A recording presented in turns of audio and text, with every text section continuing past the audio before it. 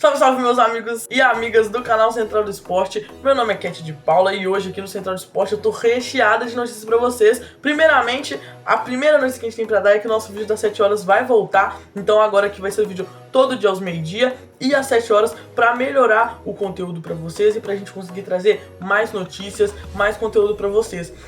Hoje a gente vai falar sobre a Libertadores. Hoje muitos clubes vão estrear na Libertadores. A gente também vai falar de um suposto interesse do Flamengo no Neymar. Vamos falar também do Ancelotti, que vai renovar com a seleção brasileira. Vamos falar também de uma joia da base do São Paulo, que está despertando interesse de gigantes europeus. E tem muito mais, viu? Então, antes da nossa vinheta rodar, você já vai deixar seu like, vai se inscrever no canal, vai ativar o sininho, porque aqui tem vídeo novo todos os dias. Você também vai compartilhar esse vídeo para todos os seus amigos que gostam de futebol, que gostam de esporte. Se você tem a opção de hypar o vídeo, isso ajuda demais no nosso trabalho. Então, roda a vinheta, produça.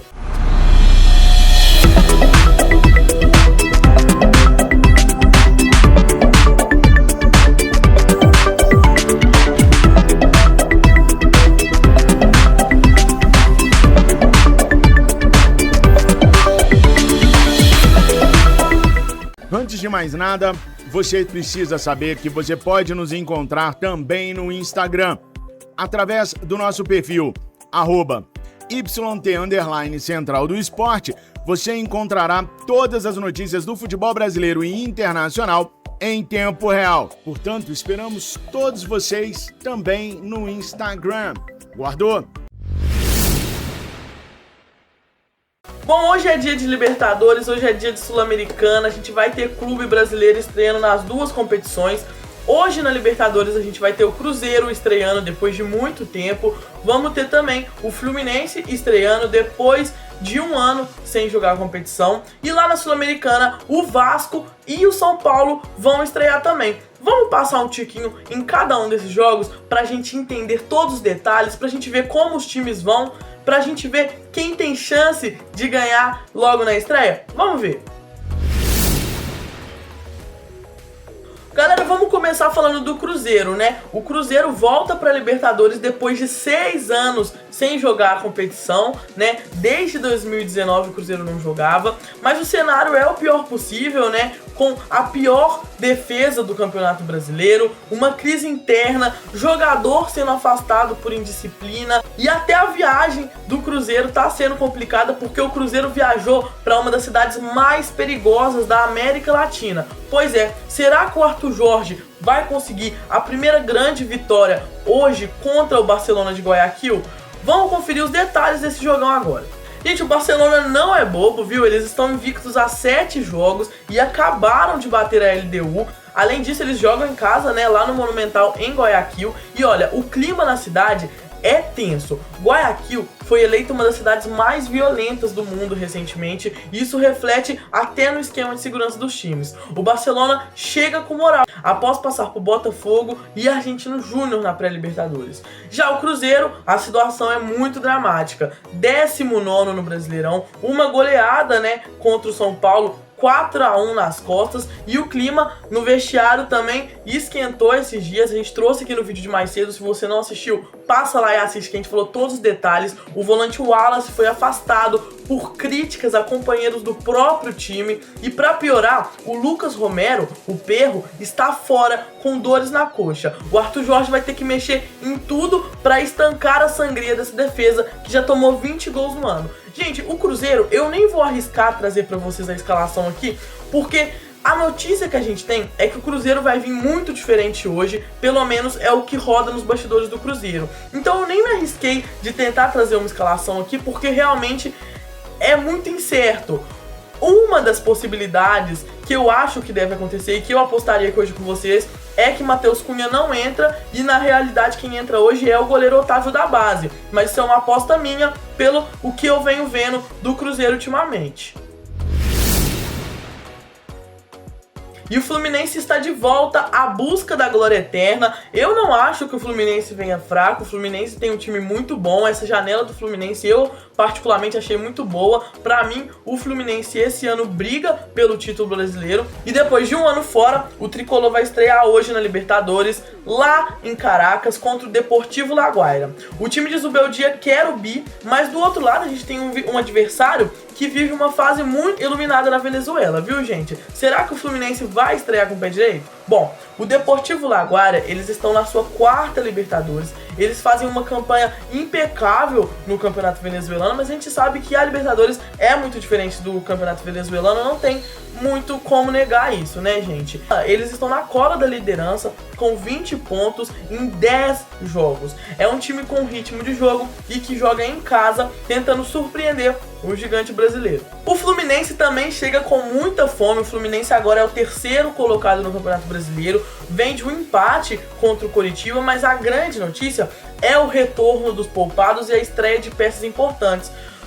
A gente tem que ficar de olho hoje no Canóbio, porque ele viajou e deve ser titular no ataque ao lado do Savarino e do Urso, o John Kennedy. A provável escalação do Fluminense para hoje: Fábio, Samuel Xavier, James, Freitas e René, Martinelli, Hércules e Lucho Acosta, Savarino, Canóbio e John Kennedy. O Fluminense vem também com alguns desfalques, né? O Matheus Reis, por conta da cirurgia que ele fez no joelho. O Nonato, por conta de uma torção no tornozelo direito. O Bernal tá em transição pós-lesão parcial do ligamento cruzado posterior do joelho direito. Esses são os desfalques do Fluminense para hoje. E aí, torcedor tricolor, esse time titular passa confiança na Libertadores? O Fluminense vai estrear ganhando? Deixa nos comentários. E por falar em Fluminense, gente, eu acho importante a gente trazer aqui pra vocês, o presidente Matheus Montenegro fez duras críticas à CBF hoje, reclamou da falta de critério da arbitragem no Brasileiro por conta de um gol anulado do Serna lá no jogo contra o Curitiba.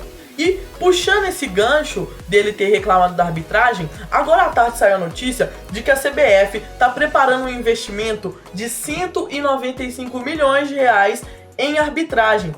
Esses investimentos iriam para treinamentos específicos para árbitros pró que vão começar hoje. A entidade considera que o maior problema da arbitragem no Brasil é a falta de critério. Agora se liga na fala do presidente do Fluminense. É um assunto que a gente está trabalhando já desde o jogo.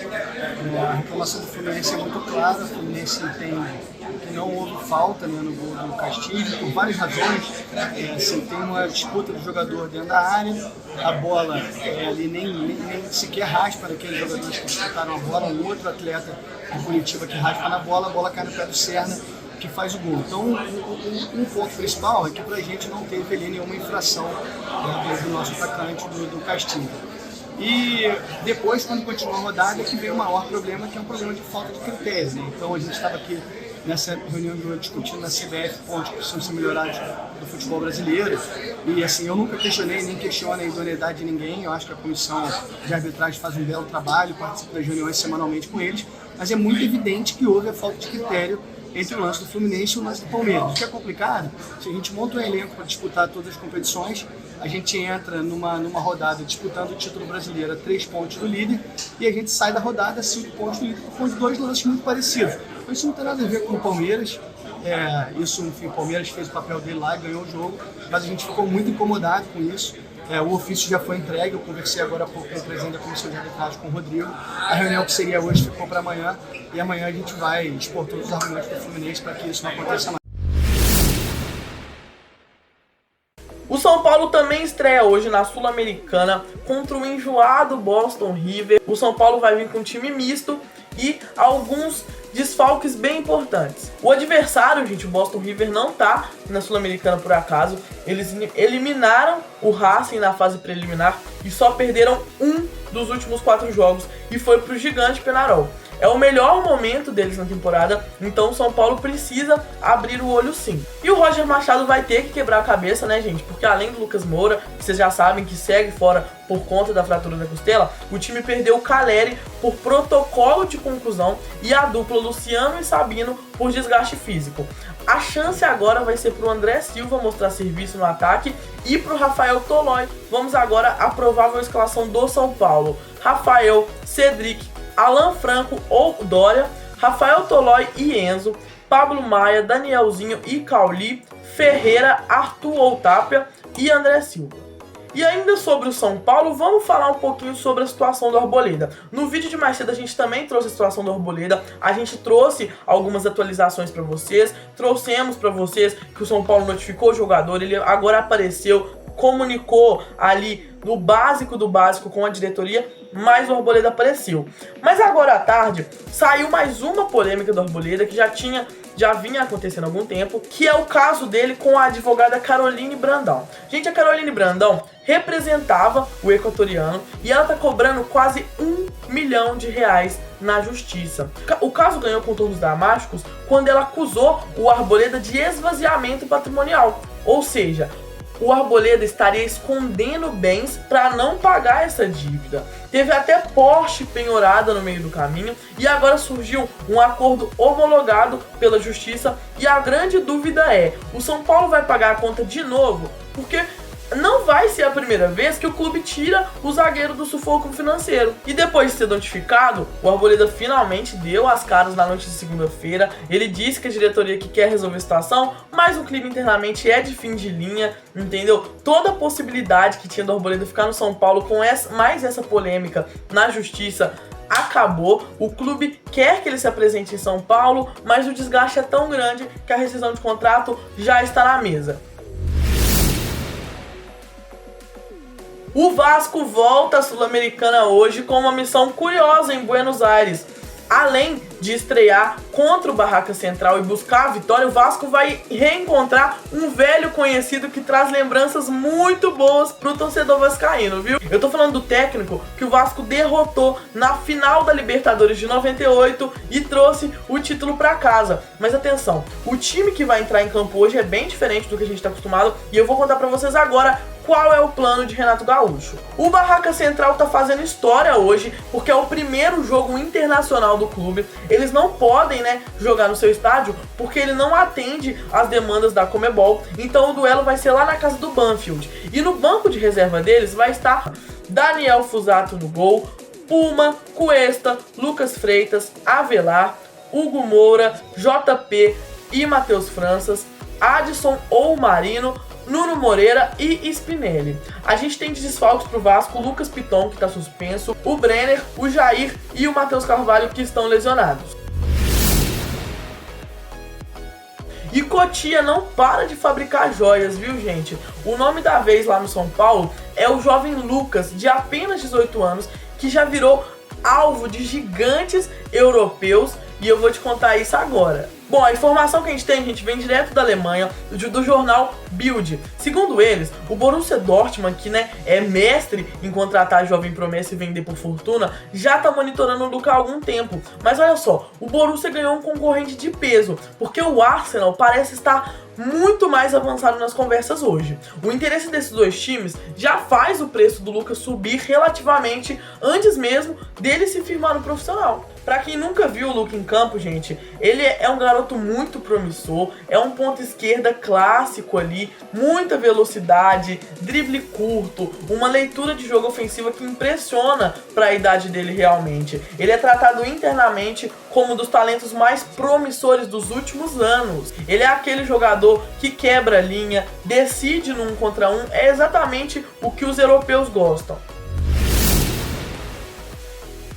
E vocês já pensaram em ver o Neymar com a camisa 10 do Flamengo? Pois é, o Marcos Braz, em entrevista, afirmou que teve uma reunião para tratar de um interesse do Flamengo no Neymar, lá na época que ele estava no PSG. Vamos entender isso melhor? Bom, pelas palavras de Marcos Braz, isso aconteceu no momento de turbulência do Neymar no PSG, e o Marcos Braz, sempre foi mestre nessas negociações de peso, não perdeu tempo e marcou um encontro direto com o pai do craque em um dos hotéis mais luxuosos do país. O objetivo era claro, entender se o Neymar estava mesmo infeliz na França ou se existia uma brecha para ele desembarcar na Gávea. Gente, o Braz foi sincero, ele falou que o buraco era muito mais embaixo, porque o Neymar tinha acabado de ser a contratação mais cara da história, né, custando 222 milhões de euros ao PSG. O contrato dele então ainda era blindado. O clube francês não facilitava a saída, a gente sabe disso. Os valores de salário e luva dele eram astronômicos, e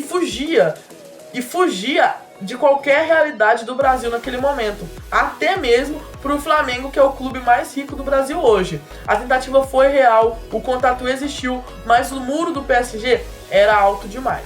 Agora eu quero saber de você, torcedor rubro-negro. Você gostaria de ver o Neymar com a camisa do Mengão? Você aceitaria o Neymar hoje no Flamengo? Ou você acha que o tempo do Neymar já passou, ele já não joga mais nada? Deixe nos comentários.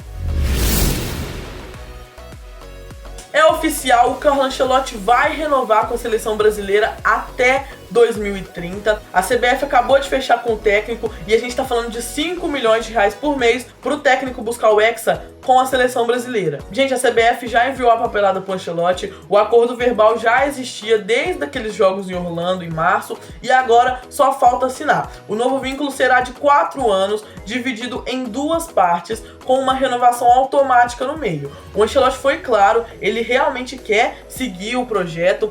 A CBF também não teve dúvida nenhuma ao abrir o cofre, então realmente foi uma negociação tranquila e que já estava muito bem encaminhada. O salário dele vai continuar o mesmo de 2025, que dá 10 milhões de euros por ano, mas o Ancelotti fez uma exigência para assinar, que é valorização para a sua equipe. Então o Paul Clement e o restante da comissão técnica vão ter um aumento salarial e que não teve os valores divulgados. E olha que curioso, a assinatura oficial vai ser virtual, via digital, porque o professor tá de férias lá com a família no Canadá. E aí galera, pagar 5 milhões pelo Ancelotti por mês para garantir ele na nossa seleção até a Copa de 2030 é um bom investimento? Ou vocês acham que o Ancelotti não arruma nada com a nossa seleção?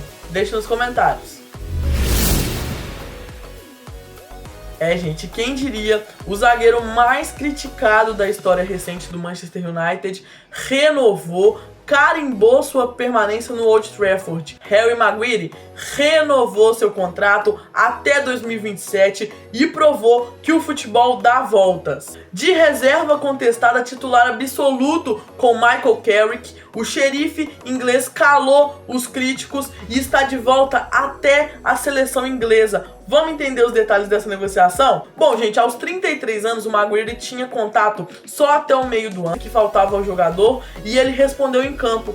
Ele não é mais aquele jogador dos memes de 2021. Hoje, ele é a base de uma defesa que colocou o United de volta na briga pelo topo da Premier League. Não dá pra esquecer, né, gente, que o United pagou 87 milhões de euros por ele em 2019. Foi um recorde mundial, né? Eu acho válido a gente lembrar daquela polêmica que teve envolvendo o Maguire, né, gente? Que ele foi condenado por conta de uma agressão lá na Grécia, mas ele superou tudo isso e agora renova com o Manchester United. Galera, essas eram as notícias que eu tinha pra trazer pra vocês. Muito obrigado por assistir até aqui. Comentem aqui embaixo sobre as notícias.